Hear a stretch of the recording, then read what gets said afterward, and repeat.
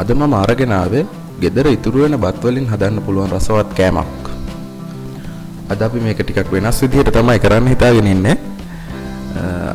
ඔයාලා ගන්න ඕනේ බත් ගන්නකොට ඔයාලා මේ බත් ටික ශීතකරණයේ දාලා ඕගොල්ලෝ දවසක් විතර ශීතකරණයේ දාලා තියලා මේක ගන්න පුළුවන් නම් හොඳයි. එතකොට බත් වල තෙත ගතිය අඩු වෙලා නිකන් වේලිච්ච ගතියක් එනවා. එතකොට අපිට මේක මේ විදිහට බැද ගන්න ලේසි. ඊට පස්සේ අපි මේ බත් ටික මේ වගේ භාජනයකට දාලා ලිපේ තියලා බැද ගන්නවා.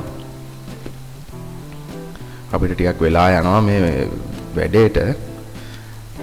මට මේ බත් ටික හරි ප්‍රමාණයට බැද ගන්න විනාඩි 20ක පමණ වෙලාවක් ගියා. දැන් මේ වගේ තව මේකේ මේ තියෙන තෙත ගතිය මේ වගේ අපි මික්ස් කර මේක බැද ගන්නකොට යනවා. ඔයාලට මේ කරගන්න පුළුවන් මෙහෙම දෙයක්.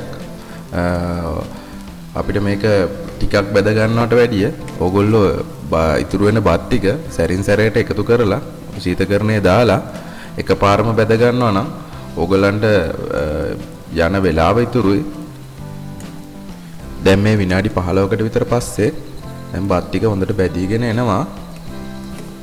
ඊට පස්සේ අපි ගින්දර අඩු කරලා තව ටිකක් මේ වගේ රන්වන් පාට වෙනකම් බත් ටික බැද ගන්න ඕනේ. දැන් මේ හොඳටම බැදිලා තියෙනකොට තමයි මේ බත් ටික දැන් අපි මේක නිවෙන්න තියලා නිවුණාට පස්සේ අපි මේ වගේ බ්ලෙන්ඩර් කප් එකකට දාගෙන අපි මේක කුඩු කරගන්නයි හදන්නේ. ඔයගොල්ලෝ මේක කුඩු කරගන්නකොට බත් ඇට ටිකක් ඇට විදියට තියෙන විදියට කුඩු කරගන්න. මම නම් කැමති එහෙම තමයි. දැන් හරි අපි කෑම හදන්නයි යන්නේ. දැන් ඕගොල්ලෝ පොල් ටිකක් මේ විදියට ගා ගන්න ඕනේ. ඊට පස්සේ අපි මේකට එකතු කරනවා සීනි. සීනි වලට රස ප්‍රමාණය අනුව සීනි එකතු කරගන්න පුළුවන්.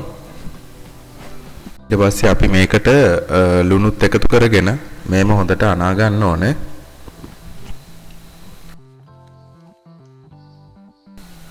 දැන් අපි මේකට කුඩු කරගත්ත බත් ටික මේ විදිහට එකතු කරනවා. ඕගොල්ලන්ට තේරෙනවානේ මේ එකතු කරගන්න ඕනේ ප්‍රමාණය.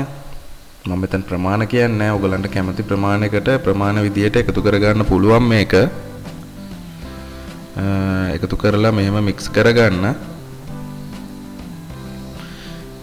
මික්ස් කරගෙන ඊට පස්සේ අපිට පුළුවන් මේකට උණු වතුර ටිකක් එකතු කරගන්න. උණු වතුර ගොඩක් දාන්න එපා. මේ මම දැම්ම ප්‍රමාණය වගේ දාන්න.